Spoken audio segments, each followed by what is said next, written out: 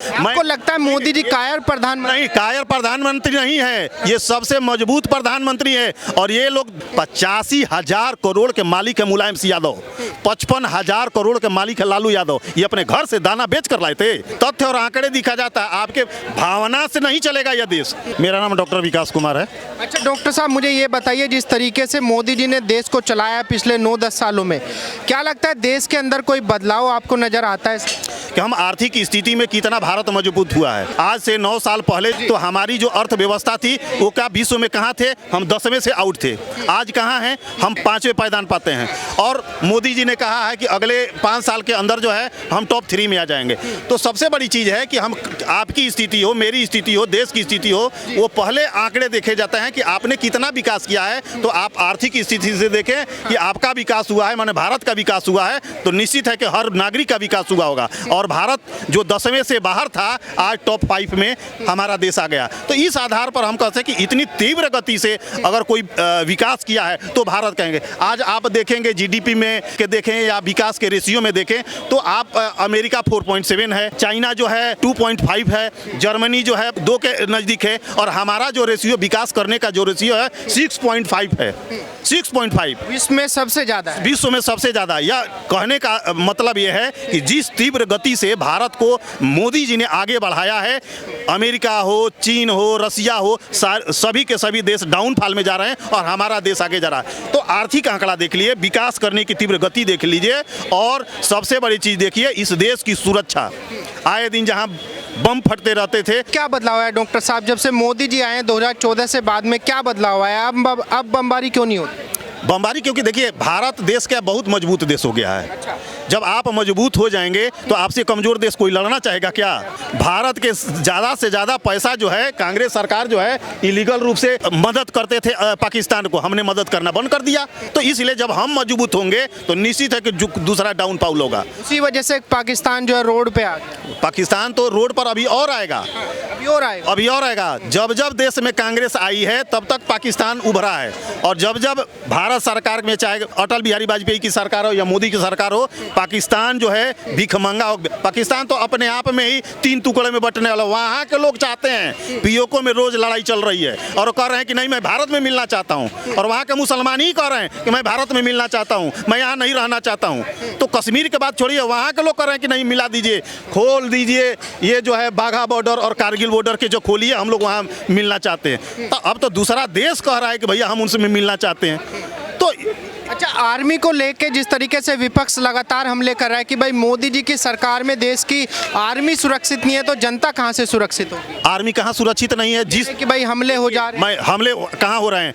जिस देश में, हमारे भारत देश में जब मनमोहन सिंह की सरकार थी तो प्रति वर्ष देखिए लगभग 2000 से ऊपर जो है लोग मारे जाते थे कश्मीर में। आज क्या मारे जा रहे हैं कि इतने रोज बमबारी करता था पाकिस्तान, तो आज बमबारी कर रहा है। 2 स्ट्राइक हुए, उसके बाद जो है पाकिस्तान शांत हो गया, शांत हो गया। तो कहने का मतलब है कि पहले 10 साल मनमोहन सरकार के देख लिए या पूरे 70 साल कांग्रेस का देखिए और 10 साल के देखिए, रेशियो देखा जाता है, तथ्य और आंकड़े दिखा जाता है। आपके भावना से नहीं चलेगा यह देश कि हम कह दें कि भावना से चलेगा। भावना हमारी कहाँ है? यह तथ्य देखेंगे कि हमारे कितने फोर्स के कितने लोग पहले कितने मारे जाते थे, अब तो एकदम नगण्य, इके दुके अगर कोई घटना होती है तो तुरंत उसका जवाब दिया जाता था, जवाब दिया जाता था। अच्छा डॉक्टर साहब, विपक्ष के जो नेता हैं, महागठबंधन के जो लोग हैं, कह रहे हैं कि मोदी जी तो जो है कायर प्रधानमंत्री। देखिए ये लोग बहुरूपिये हैं। कहा जाता है कि दिल मिले चाहे ना मिले, पेट मिलना चाहिए। ये लोग पेट मिला रहे हैं, दिल कहीं इनका मिल नहीं रहा है। आपको लगता है मोदी जी कायर प्रधानमंत्री? नहीं, कायर प्रधानमंत्री नहीं है, ये सबसे मजबूत प्रधानमंत्री है। और ये लोग भारत के जनता को हर एक राज्य में मूर्ख बना रहे हैं। अभी गठबंधन किए हुए हैं, और जो केजरीवाल लड़ रहे हैं मध्य प्रदेश में, कांग्रेस लड़ रहे हैं मध्य प्रदेश में, सब एक दूसरे से लड़ रहे हैं और यहाँ पर गठबंधन किए हुए हैं। भारत की जनता मूर्ख है कि वहाँ पर आप केंद्र में गठबंधन करेंगे और वहाँ पर जो है आप लड़ाई करेंगे, आप वहाँ पर भी एक हो जाएंगे। कि हमें तानाशाह हटाना है देश से। मोदी जी का जो शासन है वो एक तानाशाह का शासन है। माने किस आधार पर तनाशा है भाई बता दें, कैसे तनाशा है? खाली तनाशा शब्द कह देने से हो जाएगा? हम तो कह रहे हैं कि आप तनाशा हैं, तो आपने क्या किया है? कह रहे कि भाई ईडी और सीबीआई का गलत यूज कर रहे हैं, ईडी बोलने की आजादी खत्म कर दी मोदी। अभी अभी केजरीवाल जी के ये जितने मंत्री गए हैं, ये तो हाई कोर्ट ने कहा है ना कि 100 करोड़ रुपया का जो है लेन देन हुआ है, हेरा फेरी हुआ, ये तो कोर्ट कह रहा है, ये तो मैं नहीं कर रहा हूँ। और क्या केजरीवाल के पास बहुत सारे वकील नहीं है क्या? आज केजरीवाल जब वो 3000 करोड़ जो है एडवर्टीजमेंट के नाम पर दे सकते हैं, तो कितने मनु सिंघवी से लेकर और सुप्रीम कोर्ट में एक से वकील खड़ा कर सकते हैं। लेकिन अब वो जो आंकड़े हैं वो कह रहे हैं कि भाई मोदी जी डरे हुए हैं, वो सो भी नहीं पा रहे। मोदी जी डरे हुए नहीं हैं, यही केजरीवाल थे जब कहते थे कि वाड्रा के खिलाफ मेरे पास देखिए फाइल है, ये कल जेल में चले जाएंगे, प्रियंका चले जाएंगे, पता नहीं राहुल गांधी चले जाएंगे, शीला दीक्षित चलेंगे, अरुण जेटली चले जाएंगे, और 4 लोगों से जिन पर इन्होंने परिकर से लेकर और जेटली से लेकर इन्होंने माफी मांगा। जब उन्होंने नोटिस भेजा तो कहे कि आपकी सदस्यता चली गई, तब इन्होंने कहा कि अरे भाई हमसे गलती हो गई। ये तो अपने थूक कर चाटते हैं। हाई कोर्ट सुप्रीम कोर्ट मूर्ख है, क्यों नहीं लोग को बिल दे रहा है? आंकड़े हैं तब ना कि ऐसे ही आप हवा बात देखिए, आपके भावनाओं से नहीं चलेगा।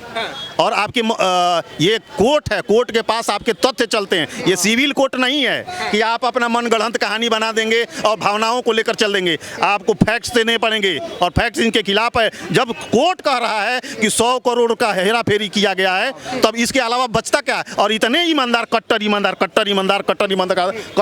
होते तो ये जाकर क्यों नहीं ईडी के सामना कर लेते? आओ मैं ईमानदार हूँ, और छाती ठोक कर जाते। यहीं पर जो है ईडी के ऑफिस में सारा बैरिकेडिंग कर दिया कि मुख्यमंत्री आ रहे हैं, और वो चले गए प्रचार करने मध्य प्रदेश में प्रचार करने। अच्छा डॉक्टर साहब, जितने विपक्षी गठबंधन के नेता हैं कह रहे हैं कि भाई एक चाय वाला देश नहीं चला सकता, उसके लिए विदेश से पढ़ा लिखा आदमी नहीं, ये चम्मच से पैदा हुए हैं, चम्मच लेकर ये पैदा हुए हैं, चम्मच लेकर चांदी का चम्मच लेकर पैदा हुए हैं। यही देख लीजिए, बिहार में देख लीजिए, ये कहते हैं तेजस्वी यादव ये भी जेल जाने वाले हैं।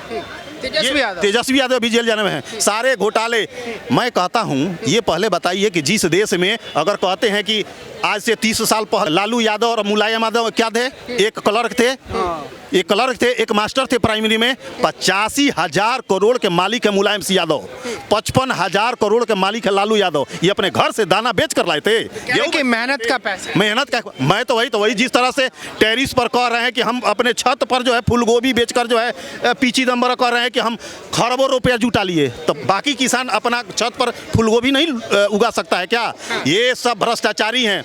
आपके पास, हमारे पास क्यों नहीं पैसा है? अच्छा, वो बोल रहे हैं कि भाई एक चाय वाला देश नहीं चला सकता। आपको लगता है कि देश चलाने के लिए इंसान विदेश से पढ़ा लिखा होना चाहिए? विदेश से पढ़े तो अखिलेश यादव आए थे, विदेश से न पढ़े हैं, और विदेश से पढ़े राहुल गांधी भी आए हैं।